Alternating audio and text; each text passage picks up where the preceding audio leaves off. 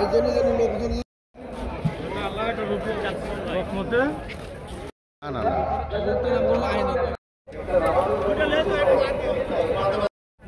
আমি ডেক সেটটা রাখি।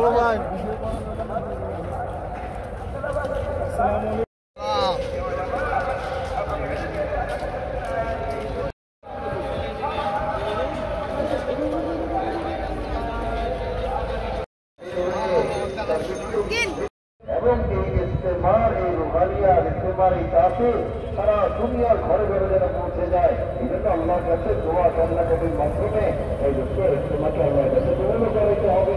নিজেকে আল্লাহ রাস্তায় যেভাবে বাঁচানো হয়েছে সেভাবে আমরা আল্লাহকে রাস্তায় যাওয়া এটা আলমী ইস্তেমা।